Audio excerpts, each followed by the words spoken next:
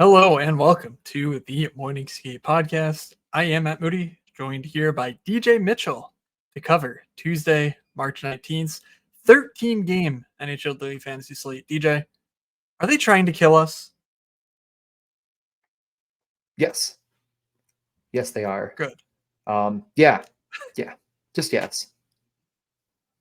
I hope they succeed. How, how you feeling? I might not survive Arizona this week. I mean, I thought I was getting to Arizona early.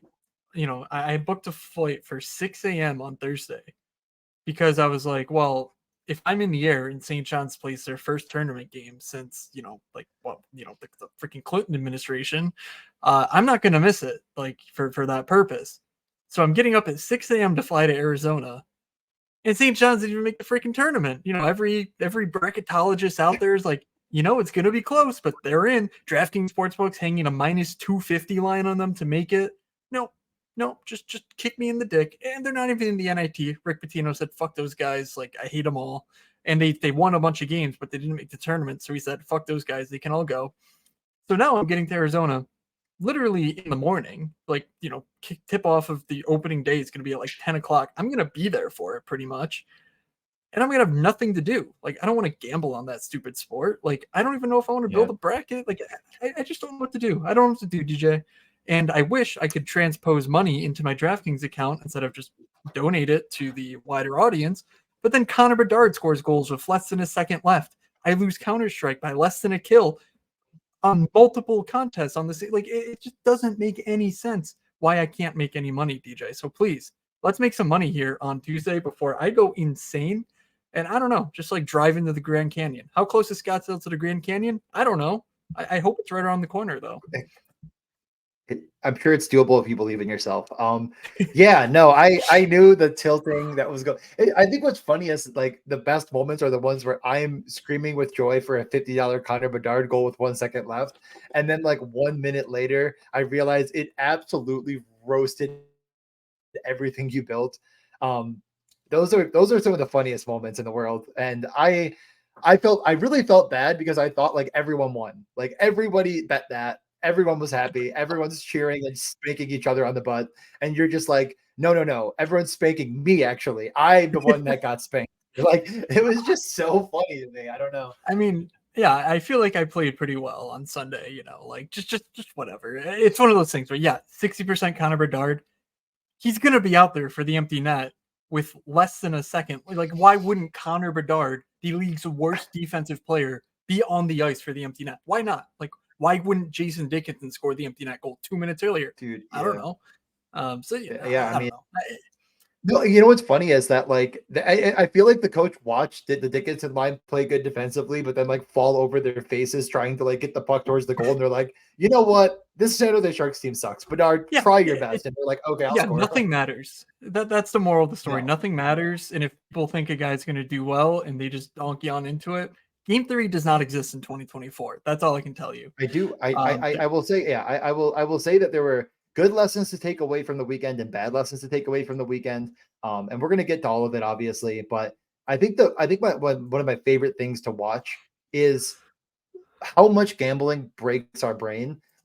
Again, I normally I don't listen to anyone else. Like, I really don't care. And I didn't bet the over in that Colorado Edmonton game. I feel like every single person I've ever seen online that's ever bet on hockey had that over. And I built the stupid $10 parlay for fun. That was one of the best hockey games I've ever watched in the regular season. I mean, meaningfulness was whatever, but what an electric, fun game. And now everyone I feel like, again, it's just one of those lessons where man, it's again, you're saying, you were so right. Bedard didn't get there. I bet everything on him getting there, and then he does in the last minute, and it's just we're all going to learn probably the wrong lesson here. So let's learn the right lessons, and let's get into the slate, because again, he doesn't score that goal and he fails miserably. Yes, if anyone at DraftKings would like to allow me back into the quarter jukebox, or the quarter arcade, or whatever the hell it is, I'm listening. I really want back in those because it is so demoralizing to, have to stare down playing multiple lineups or just playing one line. Like it's just let me play the quarter arcade. I'm just donating anyway, so who cares?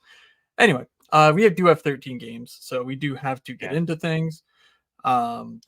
Just I think off the top, we will have a show on Wednesday that will be Sans DJ. We are bringing back on the hits. We got such good reviews last time that Mike Berg stepped up and he will be joining me. So we're gonna do that. I'm sure we'll get more great reviews. You mean Thursday, though, right? Yeah, Wednesday night for we have a show Wednesday. Yeah.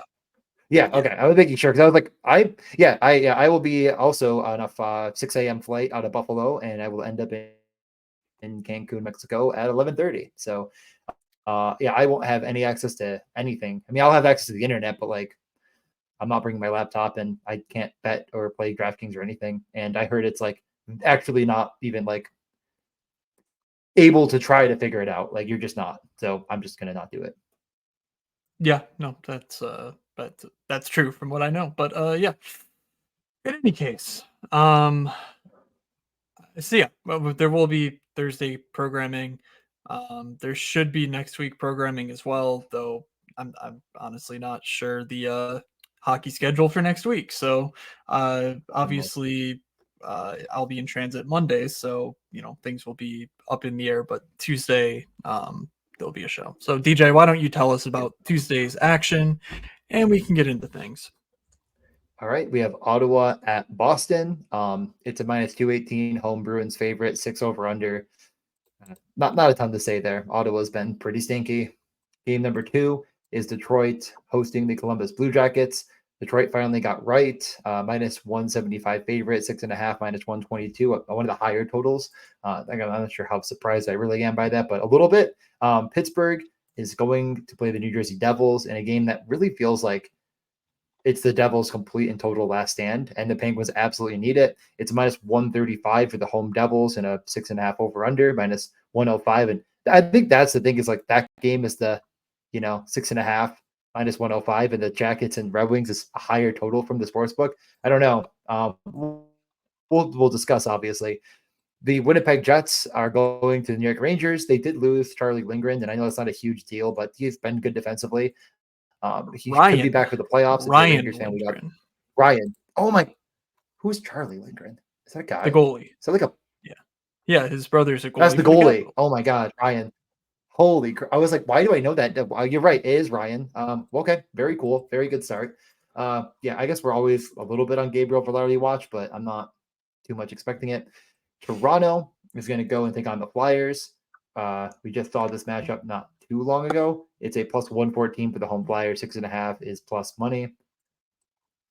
Carolina at the Islanders in a game I'm certain the sports books are going to give you a low total, 6 over under, +136 on the home Islanders, and another very important must-win type game. San Jose goes to Nashville to hopefully help boost my best ball stocks. I have a ton of Roman Josi and Philippe Forsberg. It's a -380 for the home Predators and the 6 over under. Colorado at the St. Louis Blues. It's a +170 on those Blues, 6.5, -102, so right on the line. Montreal at the Edmonton Oilers. Oilers, huge, I mean, -380 favorites, like the exact same as the Predators against the Sharks type stuff. It's kind of wild, in my opinion, because as we talked about, are the Canadians really that bad? I don't think so, but this is a really good Oilers team, so I guess what are you going to do? It's 6.5 over under. Minnesota at Anaheim. Still no Joel Eriksson, still Hartman with the Kaprizov and Boldy line in practice, although they went away from that last game for a little while. So it kind of feels like Kaprizov just plays as much as humanly possible. It's a -218 for the Wild at the Ducks in a 6 over under. Chicago, the Fighting Connor Bedards, go to LA. Much tougher matchup than previous games where Bedard smashed. It is a -360 on the home Kings in a 5.5 over under at -115. So lowest total on the slate by a decent clip. Buffalo, a road back-to-back going from Seattle to Vancouver, take on the Canucks, -198 on those Canucks, and it's a 6.5 over under, -105. And finally, Tampa Bay at the Vegas Golden Knights. That is a -135 on the Golden Knights, 6.5 over under. And yeah, that's all 13 games. A lot of playoff implications still out there, but in reality, we know most of it. And if you want a breakdown of the playoff best ball on Underdog, I did 2 videos now, and I went through every single playoff team and some considerations surrounding them. So check us out on YouTube. If you're listening to this, it's also on YouTube if you want to look along. Subscribe, follow, rate, review, do other things. Matt, read us about a sports book that we could use to bet on the things I just read. Yes, this podcast is, as always, sponsored by DraftKings, the DraftKings Sportsbook. Specifically, but as we all know, if you have an account, you're more than likely to already, or if you're listening to us, you more than likely already have an account over on DraftKings. So get your friends to sign up. We know hockey games move fast, but with DraftKings Sportsbook, an official sports betting partner of the NHL, you can score faster than anything happening on the ice. This week, new customers get bet $5 and get 200 instantly in bonus bets. DJ ran through 13 games. Yes, NHL is trying to kill us here on the Story Podcast. And there are several lines, several players, several everythings to go bet over on the sportsbook. Download the DraftKings Sportsbook app with code THPN, the Hockey Podcast Network, THPN. New customers bet just $5 on the NHL and get 200 instantly in bonus bets only at DraftKings Sportsbook with code THPN. The crown is yours. Gambling problem? Call 1-800-GAMBLER. Visit www.1800gambler.net. In New York, call 877-8-HOPE-NY or text HOPE-NY 467-369. In Connecticut, help is available for problem gambling. Call 888-789-7777 or visit ccpg.org. Please play responsibly on behalf of Boot Hill Casino and Resort in Kansas. 21 plus. Age varies by jurisdiction. Void in Ontario. Bonus bets expire 168 hours after issuance. See dkng.com/hockey for eligibility and deposit restrictions, terms, and responsible gaming resources. NHL and the NHL Shield are registered trademarks of the National Hockey League. Whew. Okay, so yeah, there are a couple teams in these, maybe fabulous spots is overstating it a bit, but would expect ownership and attention to strongly congregate around Edmonton, Minnesota, Nashville against San Jose. I guess Minnesota's against Anaheim, and Edmonton's against Montreal. Possibly Vancouver against Buffalo on a back-to-back, though I think Vancouver, that wasn't a 6.5, right? If it's listed. Yeah. Mm-hmm. Okay. It is. It is a 6.5. Okay, so Vancouver could get some ownership of that as a result. So yeah, I don't think there's anything too extreme. Obviously, the Edmonton total is going to be the highest. But we'll talk about it. But I'm very leery about that. We've continued to talk about Montreal's, their play as of late. So that's probably a fade. But in general, if you like something, ownership will not steer you away from it. Like it's just, no one's going to be 50% owned. It just, nothing's going to happen that really makes game 3 that important on this slate. So with all that means, it's just click some buttons, slam your head into the keyboard, and win some money. So DJ, let's start things off with Ottawa and Boston. Yeah, I do agree that there's enough pieces out there, especially just it feels like there's enough guys that are gonna like get ownership to spread out throughout. There's just so many good spots on this slate, and the first one is really not one of them. Ottawa feels completely broken at this point. It's not a good matchup in any capacity. I really don't even know what you would build, and it's not cheap. You're not really getting much of a discount. Like I know Stutzel is continuously getting cheaper at 6,300. He's been better. Got to give him a little bit of props. He's had a couple games that are worth fantasy consideration. I mean, it's 1,000 more than it was at the beginning of March, and he's playing Boston. So I'm going to say no. I'm absolutely not paying that price for Shane Pinto. And if you do, you're taking guys around him that are too expensive. So there's no interest for me at all in Ottawa. I really don't know if you could convince me otherwise. They were largely okay to start the game against the Carolina Hurricanes. I mean, they just got mollywopped in the third period would be the word I'd use. So I think they're dust. I think they're dead. I have no interest here. Will you try to change my mind?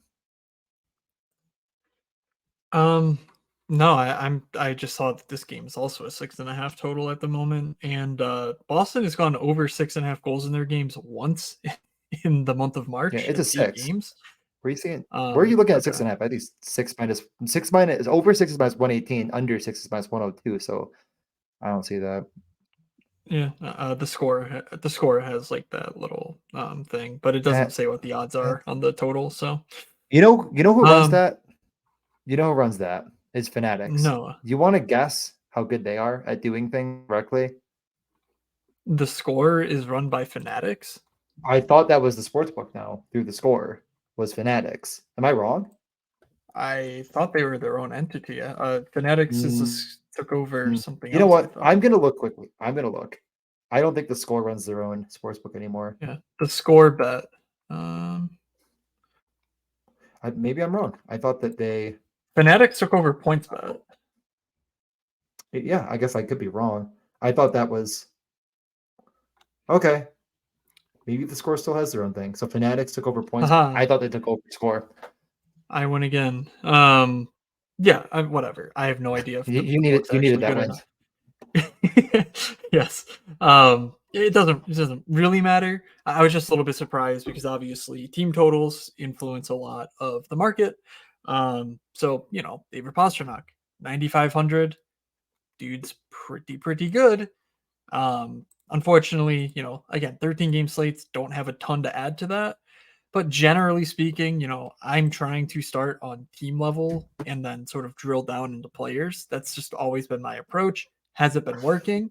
Well, I have this fancy trip coming up where you could say it's working, but my results this year otherwise kind of show that I don't know. Again, just do as I say, not as I do necessarily. And I do think that Boston just is a little bit overrated offensively. They don't really Yeah. generate much in terms of volume.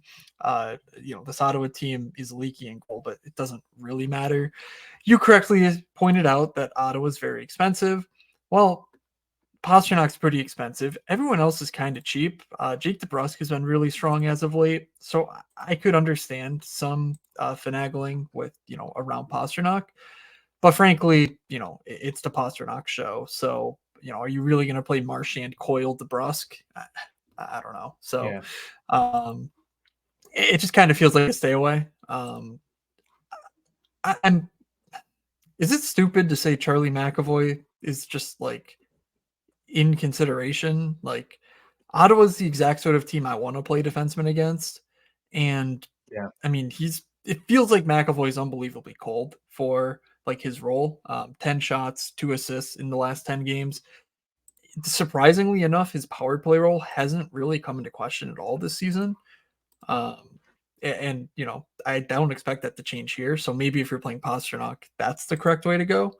Yeah. But yeah, I don't know. Any Boston specific thoughts here? No, I mean, I think that's a decent summary. He plays a ton of minutes. He blocks a ton of shots, and I guess if you're already going the way of Pasternak, you might as well dip into the Charlie McAvoy. I think that's fine.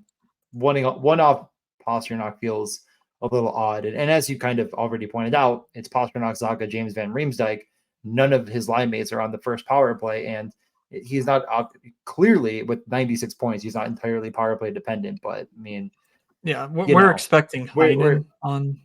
It's Heinen, Zaga, oh yeah, Pasternak, but like yeah, it yeah. doesn't Oh, matter. big difference. No, I think um, I'm just gonna yeah, X this game out entirely myself. You could if you want to bet on McAvoy to get a point, he's probably gonna be like even money in a decent spot. yeah, But is he winning the slate at 5,900? almost, I think my money almost could just be certainly better not. spelled elsewhere. All So right. I'm gonna just fade it.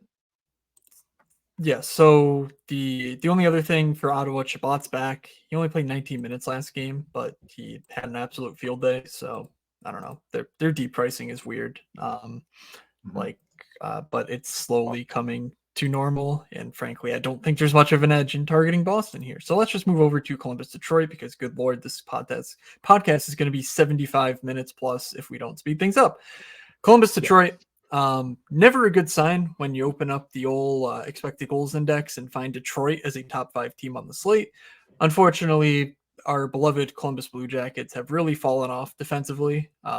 Just nothing really to say other than, yeah, it turns out 10-game trends aren't that sticky sometimes. And, when Alex Nylander's your de facto top line winger, maybe your defense will struggle to overcome that. So, yeah, anything to say about Detroit here? I know they stole your soul on Saturday. If you would like to vent. Yeah. The thing is that like I put up a good front, I think, a little bit of like, I'm not falling for this trap. But in reality, I was watching that Sabres game like it was for the playoffs. And as soon as it ended, I was so mad. I really was so upset. And I was like, no, I knew it was like a 0% chance. It was literally like 8% likely the Sabres were making the playoffs. And I still felt like someone punched me in the nuts. And then I watched St. Bonaventure completely and totally fold to Duquesne. So it was just a banner Saturday. But this Detroit team, on the other hand, let's get back on track, followed up that, in my opinion, inspiring win. I mean, they actually looked pretty dominant in the later half of that game, and you could say Buffalo collapsed. I think Detroit just played well as on the same token, and they went into Pittsburgh and got smacked. I mean, the Brinket Comfort Kane line got absolutely cooked. Every last dollar was taken from them by the likes of Crosby and others. I mean, I get it for sure. This seems like a pretty good matchup, and as you've already correctly assessed, it's defensive nightmare right now in Columbus. They've had some tough matchups, but really in the last 10, it's not as bad as you think. They have, like Ottawa, San Jose, etc. I do think they're broken enough that you can consider it, but like, what are you actually considering? I mean, I've been higher on guys like Raymond, and at 4,600, it kind of feels like you're just playing hotter Jake DeBrusk at this point. Like, fine. I just feel like you could just stay away from it though and be fine. But he is with Perron on the first power play. There's at least something here, but I'm not falling for Patrick Kane and DeBrincat at these prices. I think these guys are done. DeBrincat, I saw the tweet. I sent it to you. 4 5-on-5 goals in the past, like, how many games? I just got to check our text, I guess. But it's done. They can't carry a line. I don't think we're getting Larkin back, but he is day-to-day at this point. I guess at least keep an eye on it. But it actually seems like they need him, which is sad because he's not a generational or he's a really good player. But I think that kind of reliance on this guy is a bad sign. So Raymond feels cheap. Him and Perron are an option. Other than that, I'm out. Hotter Jake DeBrusk. You heard it here first. I didn't mean it like sexually. I meant like he's playing well.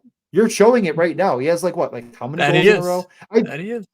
I mean, he has, I think it's 4 games in a row. And I bet I bet the Arizona one. Yeah.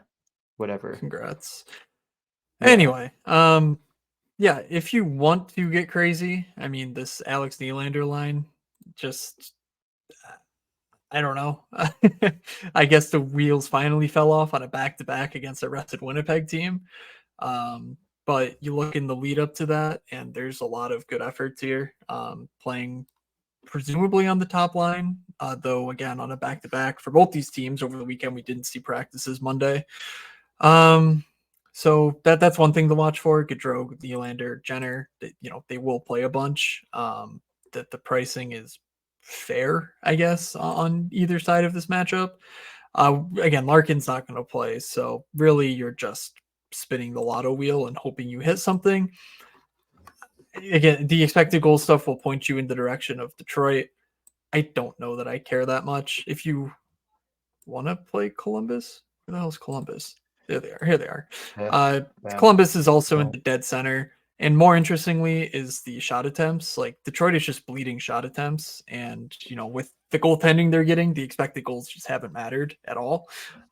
So, their defensive numbers certainly are susceptible to rate shooters like Alex Nylander, who tend to be quite good at professional ice hockey on the offensive side. So, I guess there's some interest going both ways, though I don't think there's much depth that I'm that interested in. I think the Marchenko, Chinakov's not playing, but and the Vronkovs, like, the shine is kind of off them, and they're really concentrating minutes on to their top line here. So Pittsburgh, New Jersey, I mean, just another throw your hands up, what the hell do you expect from me here type of game.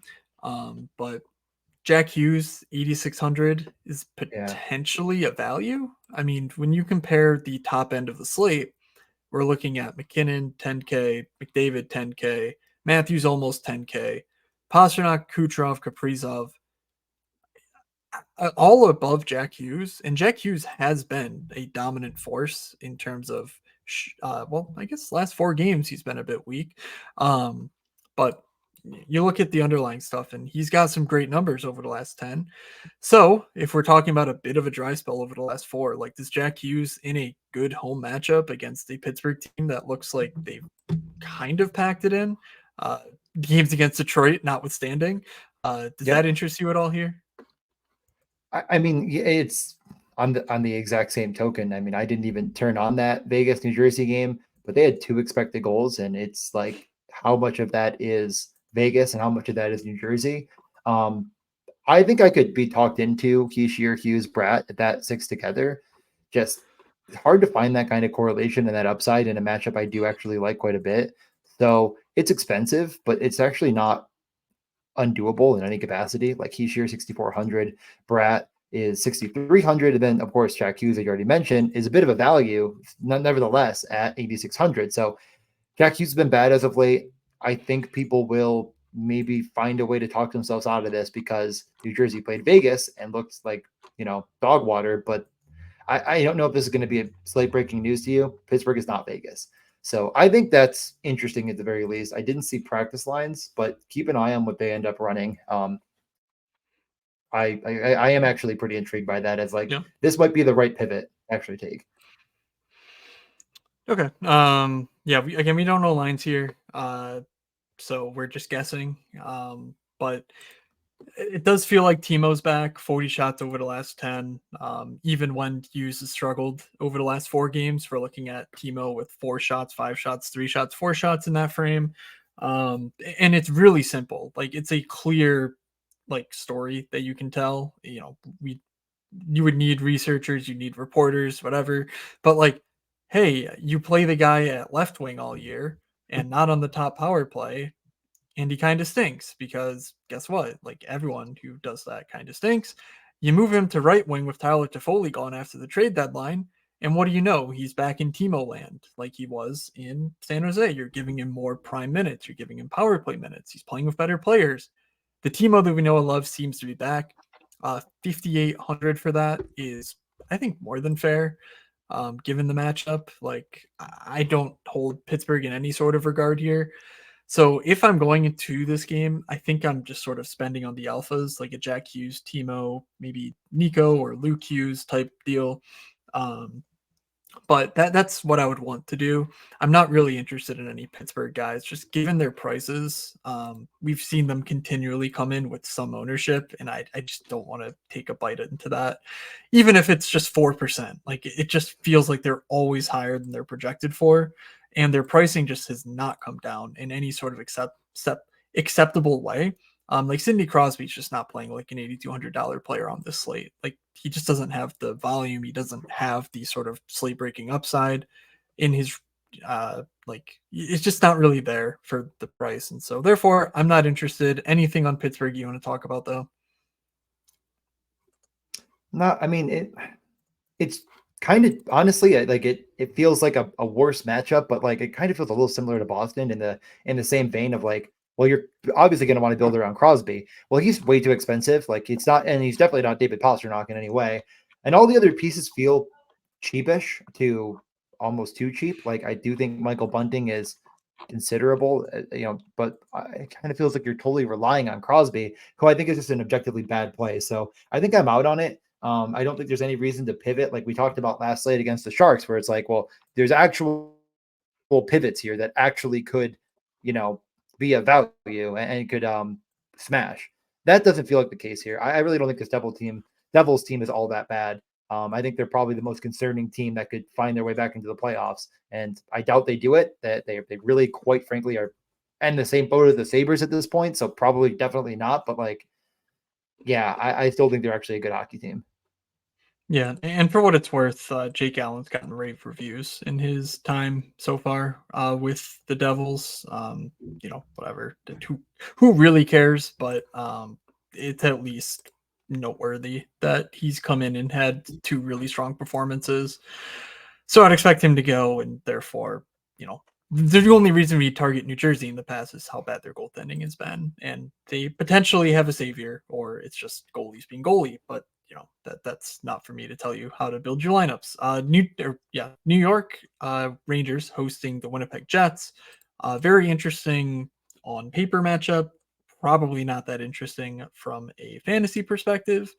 Um, just echoing sort of my Sunday approach. The second line for Winnipeg is kind of interesting with Monahan 54, Ellers 59 to Foley 59, like just dead center, middle of the pack type salary that you're spending. We obviously saw the ceiling outcome, and that was against Columbus. Do you really want to target them against the Rangers? I don't know, but if you're looking for a mid-tier stack, I certainly do like that. Ellers has been playing amazing. Monahan is, good and on the power play one, as is Tyler Toffoli. So like, it's very easy to see how that stack gets there. Um, any other pieces of this game that you're interested in? Not really. I mean, this Okay. game kind of screams like. I mean, it's a bet against goaltending in a game that I don't think has an unbelievably explosive amount of pace. So and the goalies in this case are probably Igor versus Hellebuck. So I don't know why I'm going to do it to myself. I think I just actually cross this game out entirely. But it's too expensive. Other than the one thing you named that wasn't too expensive, and other than that, no, thank you. Both of these teams have played pretty well defensively in the recent trends. Again, I know Winnipeg had a bit of a bad little stretch there, but I think they're fine. I'm not really gonna overanalyze a little hiccup in the road. So yeah, I think I'm just gonna full fade this one. Yeah, Winnipeg's definitely back. The Rangers, they're A little, Rangersing yeah. in that they're, it's the same thing we talked about last week. I mean, I guess they technically did give up 6 to Tampa when we talked about their little bit of a wobble here. And then they gave up 4 to Pittsburgh, which, I guess that's hard to do these days, even though they won 7 to Yeah. 4. So maybe there's something here. Winnipeg, the third best expected goal index on the slate. That's undone when you look at the goaltending over the last 10 for the Rangers, but perhaps these last few games are indicative of a slight leakiness that, again, would probably not point you toward the expensive top line with Kyle Connor nearly 8,000, Mark Scheifele 6,000, and kind of like this uncorrelated mess in what we imagine will be Alex Iafallo, assuming Velarde's not back. Actually, we know Velarde's not going to play because the freaking spleen I'm thing. pretty That's sure. right. Yeah. That dude I'm pretty cannot sure catch we a know, break. but yeah, it's Yeah, miserable. I totally agree. sucks. Anyway, so yeah, second line for Winnipeg, I think is in play, but I totally understand it's a gross spot in a gross game. I'm not interested in anything on the Rangers side. Just Panarin remains super expensive. He's producing, but probably more of the Sidney Crosby ilk, where it's just he's really good, been playing really well, but I just don't think you're getting enough for the price to make it worth it. Let's move over to Toronto at Philly. Uh, this exact matchup, I believe, happened either also last Thursday. That sounds right. Um, yeah, Toronto at Philly, where I was all in on Owen Tippett and Konechny, and hey, it worked. They did fine. They didn't quite do enough, and that was the Tampa night. So all the Tampa shit just flew by me on the leaderboards. But Philly's been playing some decent offensive hockey. Defensively, they're a mess. This game kind of feels fun. Yeah. Cam York is just everything. I don't know if I've been more I mean, I guess I shouldn't say impressed, but like I don't know if I've like this season, I'm not sure if I've had a better prospecty take than hey, this Cam York guy has some untapped offense. Because all the other ones have kind of gone to shit for me. Like Zellweger, I mean, holy shit, we'll talk about him in a bit, but like he's doing nothing out here. Cam York does seem to be doing everything, and he's on the power play one. He's playing some really solid offensive hockey and picking up a ton of blocks to go with it. His price went down 4,500. Like I just don't really know what he needs to do to get a fair price tag. Playing upwards of 25 minutes a night here. So I really like this Philly spot. You can bring it back the other way of Toronto if you want. Do we have Marner news? He missed the He's upcoming out. trip. He's out. Yep, he's out. So it should be largely the same as last game based on practice lines. I think Nylander was back with Tavares. I retweeted it for sure, but let me pull it up. I thought I just knew it, but now I'm overthinking it. Yes. So first off, it was York. York still on the top power play, by the way. Frost, Tippett, Konechny, Farabee. And it was still Tippett with connecting at 5-on-5 as well. So that all stuck together. Power play for Toronto was Lindgren, Matthews, Tavares, Nylander, Bertuzzi. Riley moved to the second unit. We'll see what happens. Bertuzzi, Matthews, Holmberg, McCann, Domi, Nylander, Nyes, Tavares, Robertson. So never mind. It was exactly what we had last time. And Lindgren did play that top power play role last time for a bit. And Riley. Both were on it. So now it's Bertuzzi. Weird. I don't really know. Bit of a mess. Matthews and Nylander play the whole time. Yes. And so what I would do here is probably you can play Frost on the Philly side. I mean, he's earning his way into a better role. Sean Couturier is playing so poorly that he might even be a healthy scratch here, which, just rip to the best ball bags that somehow still exist with Couturier in them. But, just sucks to see, but he's not been good at all this season. Morgan Frost, though, on the other hand, power play 1 correlates perfectly with Tippett and Konechny, his 5-on-5 line mates, and on the power play. So I really do like that top line. Toronto without Marner is not impressive defensively. So, Philly bottom 6, they're not going to score. So, you're really looking at a Colorado situation where it's like, hey, when these guys aren't on the ice, nothing happens. So the team numbers look bad, but the overall, player level, I think that's a really interesting angle to take here. So that's my primary point of interest. And I guess if you ask me to pick one, I'll just go with Matthews. But realistically, I'm not that interested in targeting Toronto. Though in this exact matchup, again, they just scored 7 goals last week. 6 exactly. And I don't think anyone actually got there on their side. Tavares had 8 shots, no points. Matthews, I believe, had 2 shots or 2 points, no bonuses. And Nylander, Nylander also did not hit a shot bonus. So he had 20, which is fine, but it's not something you need. So I kind of like betting on this game through the Philly side. Anything else you want to say before we head over to Carolina and the Islanders? No, that was a bit bold. I like it. But yeah, I mean, I think the main thing I was thinking about when we started this game is maybe we forget just how impactful Marner is defensively and on the penalty kill. And they're kind of missing that. I mean, they've definitely been bleeding more defensively. And it's not just that. It's just other players have to try to step into that role. And I don't think they can. They're not Mitch Marner. So no I like disrespect. No disrespect to Bobby McMahon. He's a decent NHL player. But there's a reason that he's being lauded as a superhero for the past month.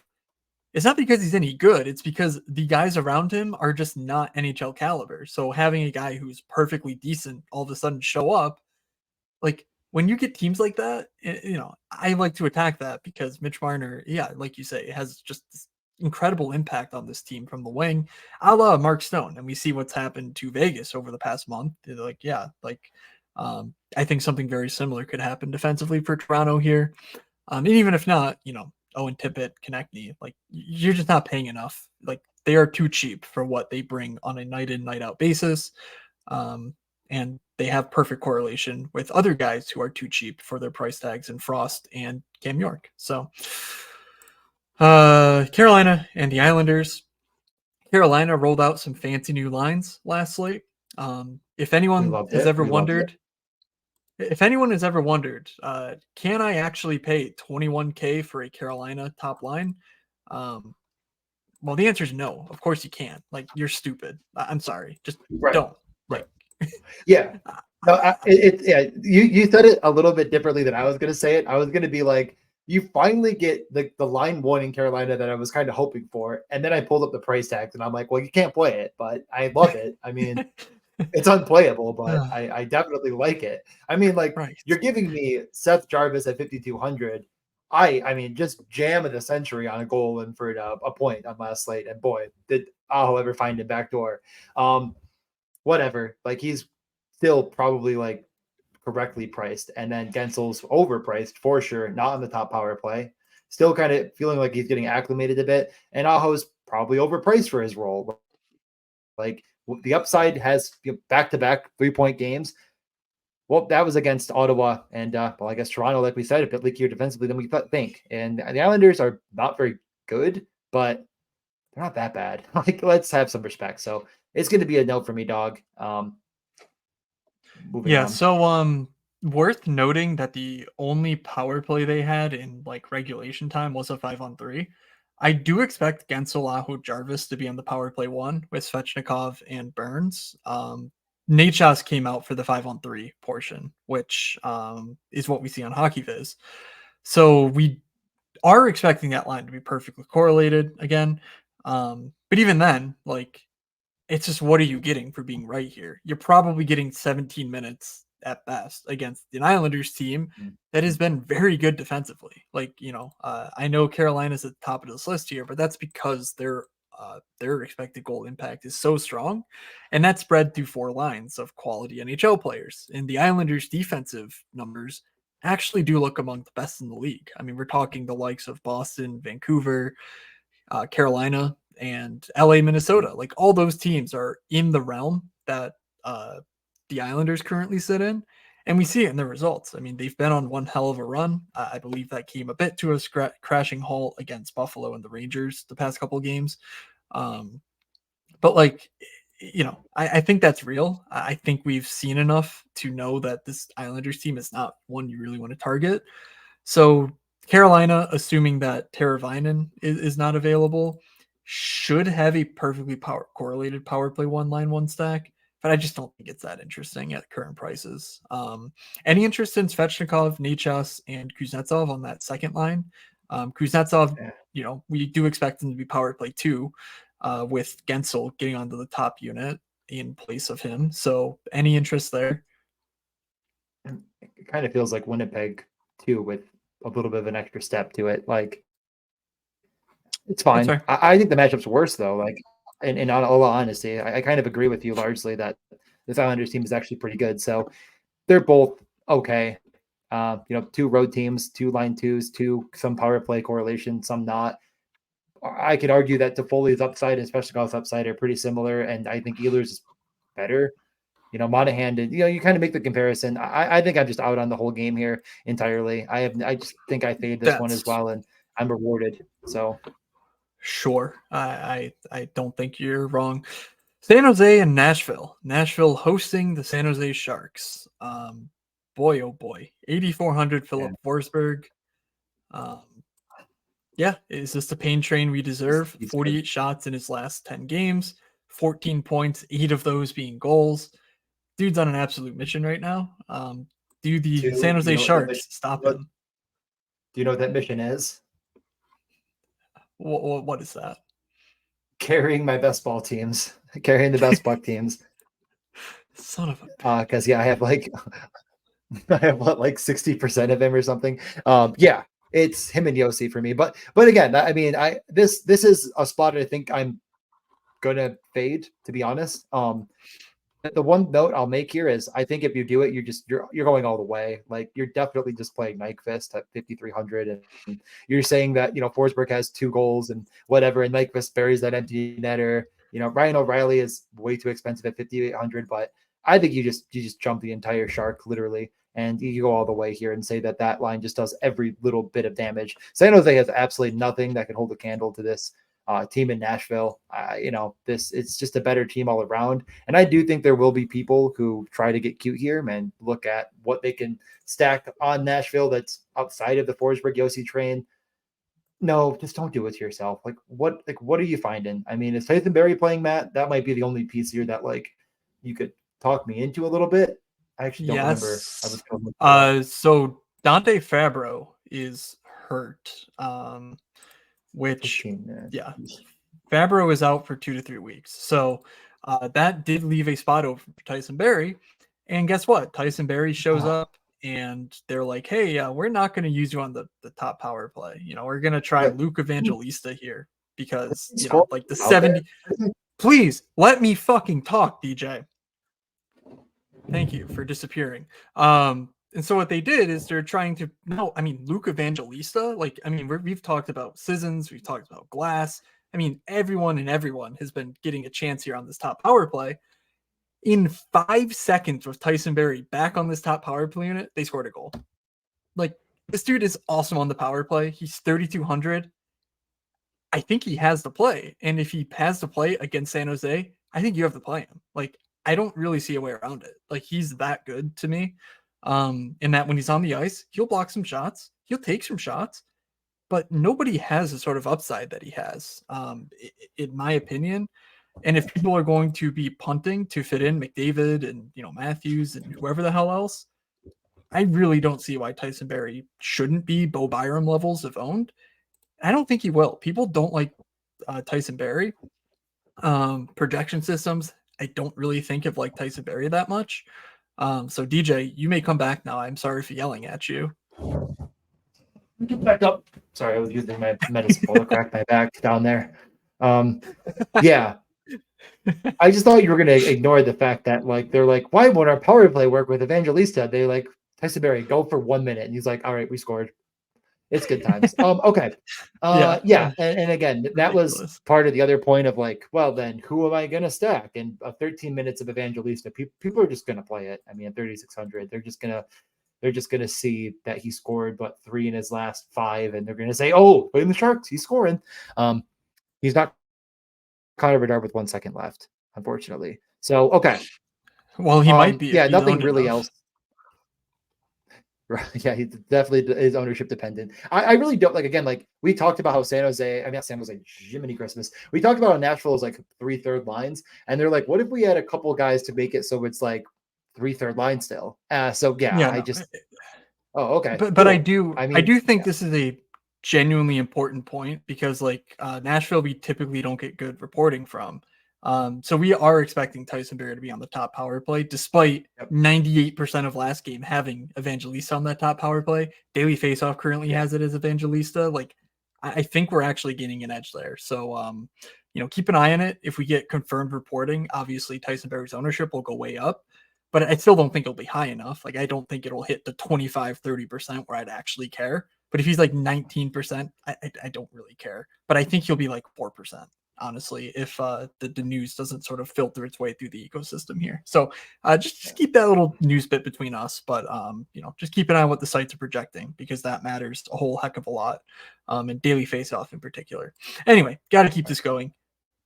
Yeah, I will mention one thing on San Jose. Yes. Just Quinn Costin's probably good enough at 2,700 as a bring back. We didn't get power plays last game, and I don't believe we got them in practice either, but the guy did get 17 minutes with Granlund and Zetterlund, and he did score, which I do think is because he's actually good. So Bordelot played a good bit of run, but I just think no matter what, tomorrow, if you're playing the Sharks, double check on the lineup because they really threw things into a blender a couple different times as they started to trail in that game. So that's it. Let's move on. I need to get out the door in like 15 minutes, and we have a lot of games. Holy shit. Okay, yeah. I do like Klim Kostin as well. And of course, they did not get a power play because I played them. Colorado, St. Louis. McKinnon, Lehkonen question mark. What did they do last game with Lehkonen back? Can I write? Please. Well, Lehkonen scored the game winner in overtime. If you didn't, I don't care about overtime. Why not? With less than a second left, I saw that. It was Rantanen, Netushkin, McKinnon, and then Lehkonen, Middlestad, Drouin at 5-on-5, and the power play was a little bit messy.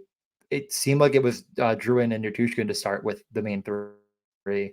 I believe that's the case, but I honestly was trying to remember because I almost feel like they said something in particular about why, but it might just be a situation that we've seen for a lot of teams. I'm going to have to run through the chart. I'm not going to do it right now, where they have 3 guys that are going to be out there, and the other 2 could be up for debate every single time. Totally.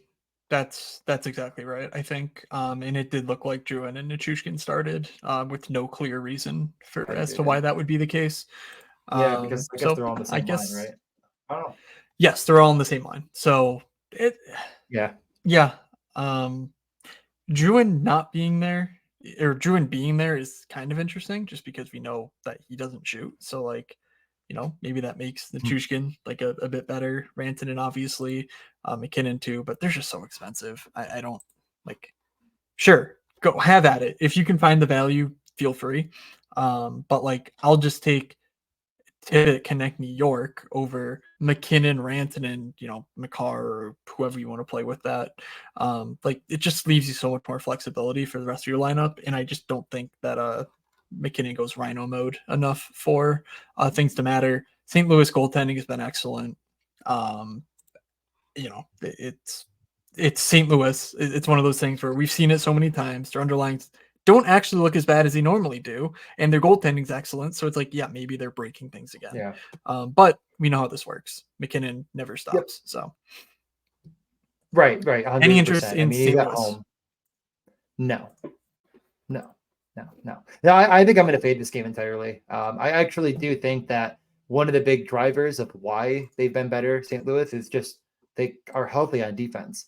Pareko and Leddy and Falk and Krug and Perenovich, like those are good defensemen. And I do think that they have guys that, okay, three of them are. Leddy sucks. Okay. 3.5 good defensemen. Anyways, though, but like they have decent centers. McKinnon's going to score 45. Let's just put that to the side. And it's going to be 3-1. McKinnon's going to have a hat trick. And I'm just going to sit there and cry myself to sleep being like, I was almost right. Okay. Moving on. We have, nothing on St. Louis for me at all. I'll just point that out one more time. They did move back to Buchnevich, Thomas, and Kyrou for a good portion of the game. So keep an eye on it. But even with that, no, thank you. In reality. Yeah, there were some weird quotes about their power play, like stealing life from them after a 4-1 win. Like they scored 3 power play goals, and it was all 3 of them were Thomas, Shen, Neighbors, Buchnevich, and Falk. And you'll never guess who I needed for a point, but Jordan Kyrou. Okay, yeah, he would have won me. Did money if he just had a single point. A goal would have been just we're singing in the streets. I think it was mistranscribed. Yeah, sorry. I think it was mistranscribed because I literally read like verbatim. It was like, I thought the power plays killed our momentum in the third period, and they scored 3 power play goals. So I think he meant in the first period, and that's why they changed up the units. But it is a giant sticky mess. So just 100%. Nothing to go on. Is Montreal at least interesting then, though? I mean, like 4,900 is too much. Move on, but blocks and power play, or I don't know. Yeah, it hasn't. If he was doing. Crazy. Honestly, I think I still somehow have a Falk team going in best puck, and that's enough exposure for me. There's nothing there that says like, oh, he's a sleeping giant. But I do like the profile, but just it's slightly worse McAvoy, slightly cheaper. Okay, Edmonton. Sure, let's talk about him. Yep. Yeah, I mean, I don't really think we need to say much about Edmonton themselves.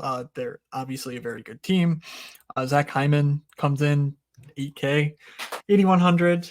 It's fine. He's 31 shots, 9 goals, 0 assists in his last 10 games. Just tells you everything you need to know about the Zach Hyman experience.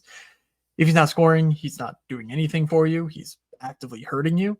And Connor McDavid at 10K, like, he needs to be Nathan McKinnon to make that worthwhile, and he's just not.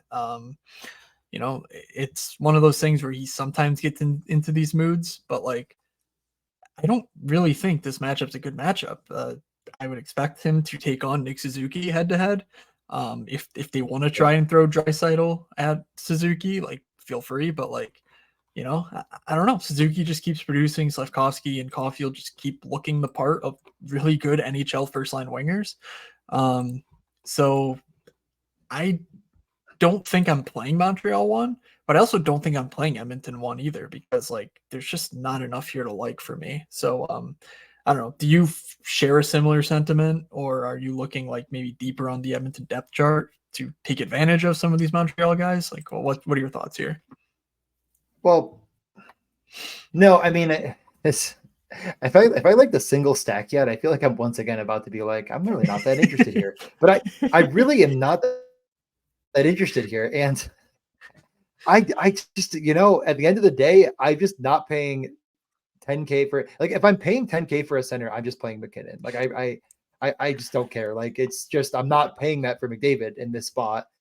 Like I don't think it's the matchups are about the same in my opinion. Like I don't really think there's a giant distinguishing. Oh, that guy gets to play against one of the best players in the world. Now they're really in trouble. I think that McKinnon's just pound for pound a better play. So I'm just going to not play Edmonton. And I would rather play Colorado in this scenario. I still think it's too expensive. And I really find that I think my lineup is going to be a bit more in the middle, as I've already pointed out. A little bit. I've given a hint at it, I guess, where my favorite stacks are going to end up being. I just don't think I'm spending through literally every last penny to play against a Montreal team that I still have some level of respect for. And McDavid's going to score 8, but yeah, it's just it's unbelievably. I mean, this is the same price basically as McKinnon or McKinnon almost ranted it. So no, thank you. Nugent Hopkins, I know he feels like a savings and he still is at that line. The moment they got into trouble, welcome back Leon Draisaitl to the top line. See ya, Nugent Hopkins. We'll have you play with Fogle and McLeod. So whatever. I'm just not playing that game. And if you want some more anecdotal reasoning to avoid Edmonton, Montembeau's last 4 games against Florida, at Carolina, home to Toronto, home to Boston. He's given up 3 goals against Florida, made 32 saves, given up 3 goals to Carolina, made 35 saves, given up 3 goals to Toronto, made 24 saves, and given up 2 goals to Boston, 22 saves. There's not really a ton of volume here. There's not really like a leaky faucet or anything. Like Montembeau's playing well, the team's playing well in front of him.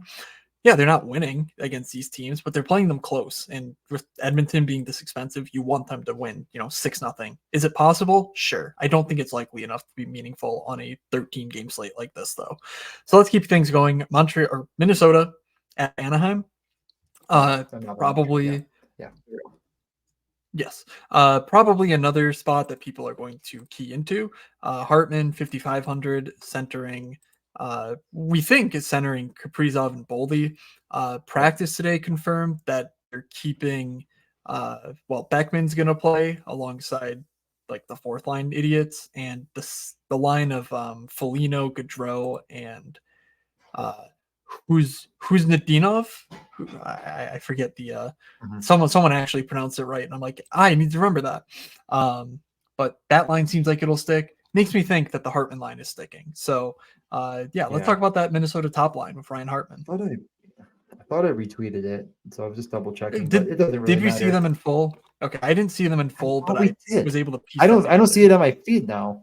I mean, again, like I already said, it was. I mean, look at the time on ice last game, and you'll see that Hartman had 20 minutes and Kaprizov had 24, and there were no power plays. And Kaprizov doesn't kill penalties, so I do think that it's Kaprizov and Boldy are going to play as much as possible. They're going to mix in with Rossi and Zuccarello at times. Johansson also is kind of that last guy in that's going to get minutes when they need goals. But all of it centers around Kirill Kaprizov. Like if you're playing the Wild tomorrow and you're not playing Kirill Kaprizov, please, for the love of God, delete your DraftKings account and just never play again. Because if Minnesota smashes and Kaprizov is not involved, I mean, it just seems like it's an impossibility. Like this guy is the driver of offense in totality, especially as of late. And the price, I don't really think reflects how good he's been and how good he is. I know 9,100 is a ton. I almost still think it's as value. I mean, this is Kucherov levels of dominance early in the season, and we were happy to pay 9,100. So I'm in on Boldy and Kaprizov. I could be convinced to go with Hartman or Zuccarello, in all honesty. I mean, I really think that Zuccarello's a better player. I don't think I'm telling tales out of school, honestly, by saying that. Although Hartman is back at center and it makes it feel better, everyone's going to jump to that. And Hartman has decent game logs with decent shot numbers. But I don't think anyone's going to play it with Zuccarello. And maybe that could be the skeleton key. So that is actually very interesting to me. There are some center values on this slate, but in reality, you could also just throw Hartman in that mix as well and play all 4 of them. No problem at all. Because if Anaheim gets up, you're going to see 24 minutes of Kaprizov. This team is still fighting, and they're not going to make the playoffs probably, but they're trying. Yeah. Look, if you want to go into this game and if you want to say, yeah, I'm going to play the 27th best team at scoring goals at 5-on-5 over the last 10, Because I think 10 games ago now, or 11 games ago now, was that Vancouver game, which, obviously that was power play laden as well. But so we're kind of losing that game out of the sample. If you want to go, I'm going to play or pay 9,100 for Kirill Kaprizov without his normal center on this bad team. By all means, I hope that's what the field does. I personally don't think I can manage 7,200 for Boldy, 9,100 for Kaprizov, 5,500 for Ryan Hartman. I get it. The matchup is good, but is it really good enough? Like, I think I'd much rather play Nashville, for instance. And I honestly think the field might be peeing and hawing their way to Kaprizov stuff. So, I don't know. Minnesota's such an easy team to fade. Just like, at least think about it before you just like, oh yeah, I'm going to follow these numbers blindly because, they're not very good. Their power play is notably bad. No Joel Eriksson Ek is a big deal. We talked about Marner and Stone. Eriksson Ek's probably an even bigger deal than those guys. And not interested. So, but anything else to say here? I don't have any interest in Anaheim either. I absolutely zero interest in Anaheim, and I think that's very fair point. But if we know anything, for sure now that I've said I really like Minnesota, they're going to be chalk and they're going to be bad because I am so good at identifying the worst chalk and playing them. Exactly. So the only good news for me is that I think I have 3 or 4 stacks I really like, Minnesota being one of them. And I could maybe talk myself off of it in the next game with another stack that I like quite a bit, but I also think could be chalky. Is there anything else you want to say? Because I feel like I cut you off. Just want to say Olin Zellweger has been absolutely atrocious, and whatever the projections say, just don't play him because whatever his prospect profile promised for him just has not shown up. Barely over 3 shot attempts per game. Nothing's happening. He's got 1 point, 12 blocks. It just sucks. Like the minutes are kind of there, which is the enticing part. But I honestly think at this point we need to see it before we play him. And like I said, Tyson Barrie is being just handed over to us. So let's just play him instead. All right. What's next? LA is hosting the Chicago Bednards. Awesome. Yeah. Great. LA is so cheap.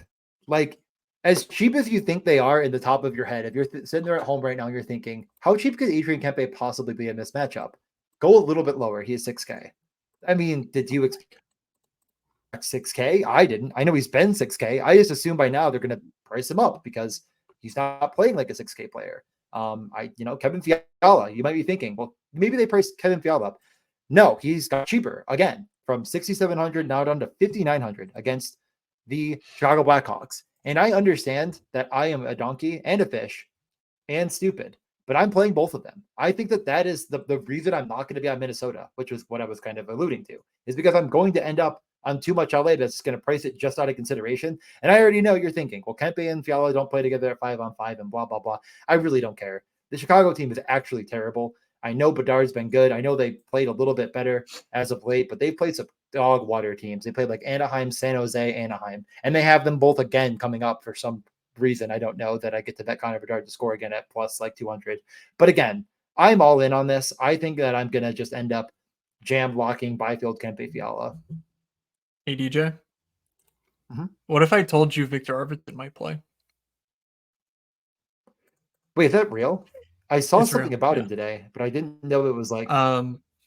He's close. He practiced. I did see that tweet actually. Yeah, normal jersey. Practiced on the 4th line though, so but I don't really think that matters. But we got a pretty non-committal. He's close quote, so I expect him to play here, and to get Easton sort of.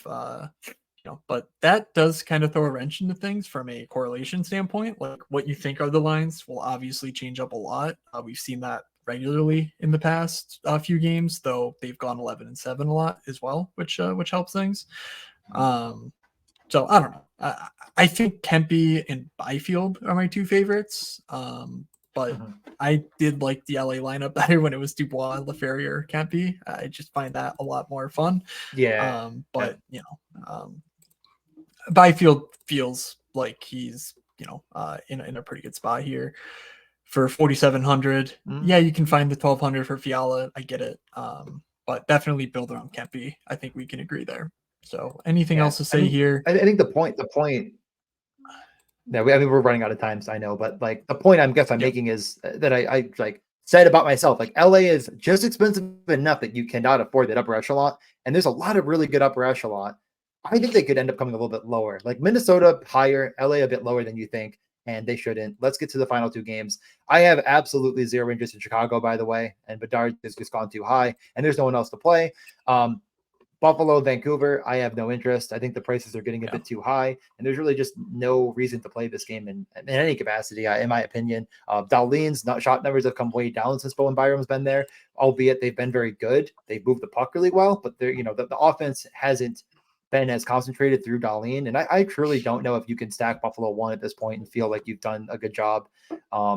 Especially in this matchup that's really, really, really bad. So no interest in Buffalo, and I just don't know what upside there is in Vancouver outside of Pedersen.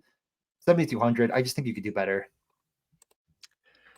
Yeah, 7,200 feels cheap for Pedersen. Like, and you're Yeah, it's really talking not about bad. line mates.